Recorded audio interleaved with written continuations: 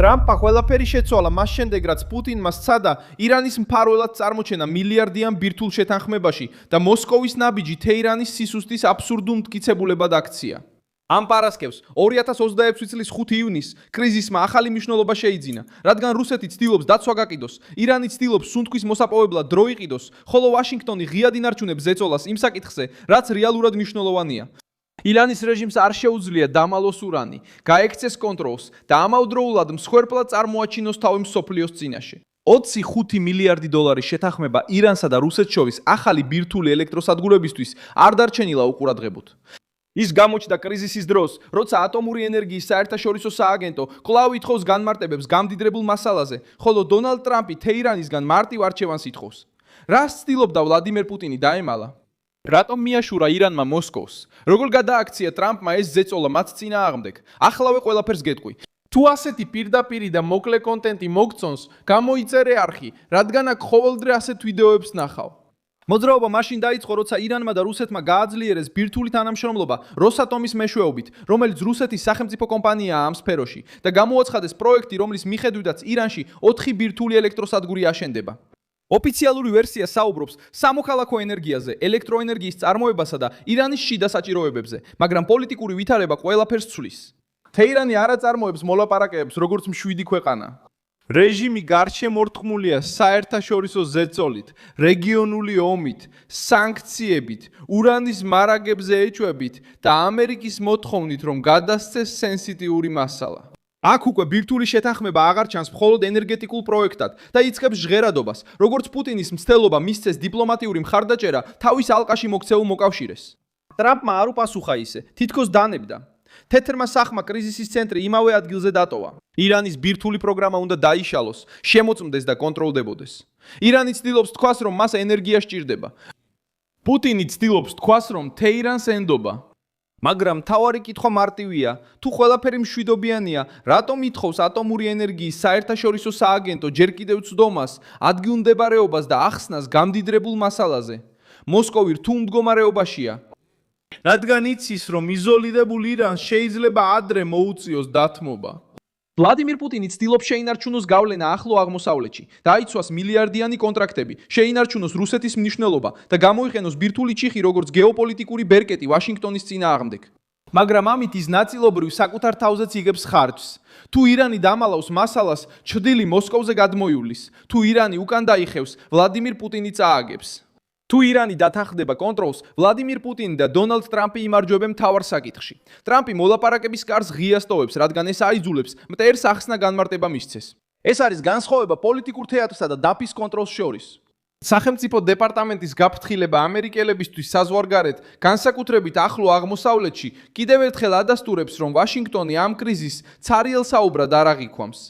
ამერიკის მთავრობა მოუწოდა სიფრთხილის გამოჩენას, საელჩოებისა და საკონსულოების გაფრთხილებებისადმი ყურადღების მიქცევას და ფრთხილად ყოფნას შესაძლო საფრთხეების მიმართ, რომლებიც დაკავშირებულია ამერიკის ინტერესებთან. ეს არ შეეფერება დანებებულ პრეზიდენტს.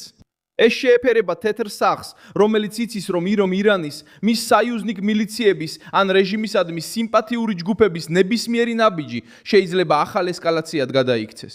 ბირთვული ენერგიის საერთაშორისო სააგენტომაც პირდაპირ ზეწოლა მოახდინა თეირანზე.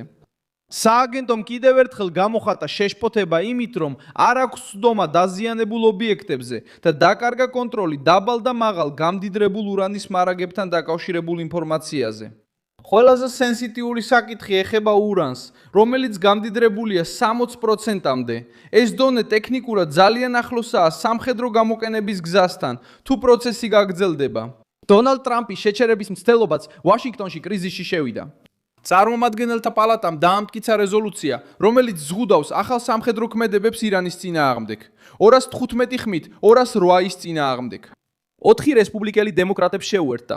მემარცხენეებმა ამას ომის საწინააღმდეგო შემაკავებელი უწოდეს, მაგრამ სტრატეგიული შეფასება სხვაა. როდესაც კონგრესი ცდილობს პრეზიდენტის ხელების შეკვრას მოლაპარაკებების პროცესში, თეირანში გაგზავნილი სიგნალის ახიფათოა. იცადე, გაუძლე და იმედოვნე, რომ ვაშინგტონმა საკუთარი ძალა გაიღოს. მარკო რუბიომ სწორედ ამაზე გააფრთხილა, როდესაც თქვა, რომ ირანელებს შეიძლება ეგონოთ, რომ მთავრობის ხელები შეკრული იქნება.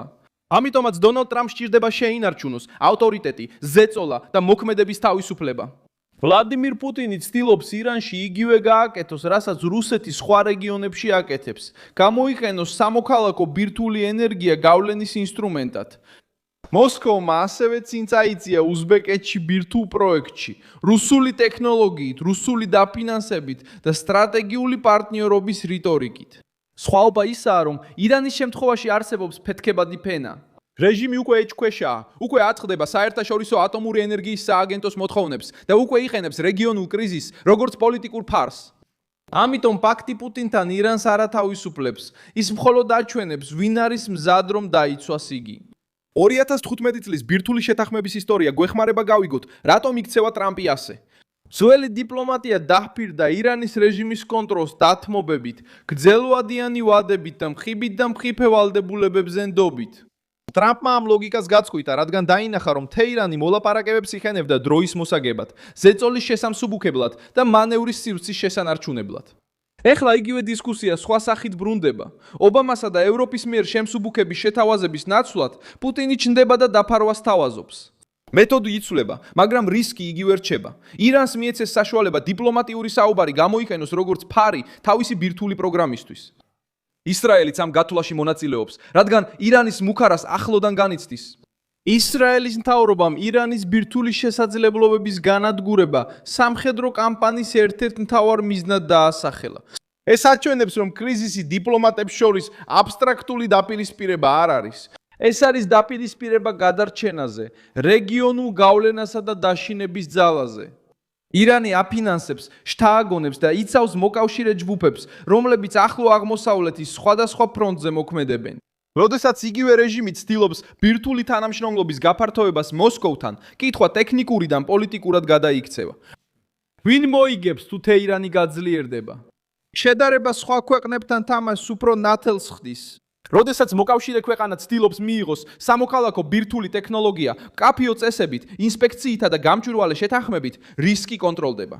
როდესაც ირანი ამას ომის, სანქციების, ბირთვული სააგენტოს, სრული წვდომის არარსებობისა და პუტინთან დაახლოების ფონზე აკეთებს, სიტუაცია იცვლება. საშიში თავად სადგური კი არ არის. საშიშია მის უკან მდგომი რეჟიმი, არჩეული დრო, ჩართული მფარველი და დამალვის ისტორია. ტრამპმა ყველაფერი შეცვალა, რადგან მან მემარცხენეების ნარატივი არ მიიღო. რუსეთ-ირანის შეთანხმება ამტკიცებს, რომ თეირანს მოსკოვი დასჭირდა, რათა ეცა და ამოესუნთქა. ეს ამტკიცებს, რომ პუტინის გავლენის შენარჩუნება სურს.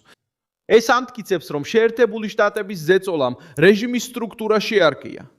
თუ ირანი კომფორტულად იქნებოდა, ბირთვულ პაქტს ასეთი კრიზისის დროს არ მიაშურებდა. მე ვარ მილსონ ალვესი, გლობალ, ინტერნაციონალისტი და ჩემი მიზანია ყოველდღე მოგაწოდოს სანდო ინფორმაცია. სიახლეების ბმულები ვიდეოს აღწერაშია. მოიწონე ეს ვიდეო, გამოიწერე არხი და ბოლოს გადახედე კომენტარებს, რომ კიდევ უფრო მეტად ჩაერთო მილსონ ალვესის საზოგადოებაში.